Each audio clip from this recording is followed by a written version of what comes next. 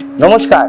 যাদের 1 তারিখ, 10 তারিখ, 19 তারিখ, 28 তারিখ জন্ম হয় তারা সব সময় নাম যশ খ্যাতি সম্পন্ন নিয়েই জন্ম নেয়।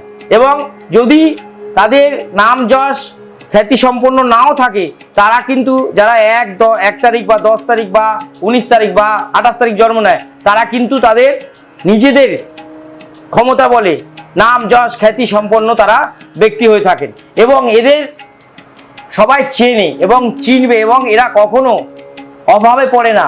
যে কোনো বিপদ থেকে এরা উদ্ধার হয়ে আসে এবং এরা নাম যশ খ্যাতি সম্পন্ন ব্যক্তি হবে এবং নাম যশ খ্যাতি সম্পন্ন নিয়েই জন্ম নেবে। এবার এরা সবসময় অর্থের পিছনে ভালো বুদ্ধি লাগায় এবং অর্থ প্রচুর আসে। সবাই ভালো থাকবেন, সুস্থ থাকবেন। নমস্কার।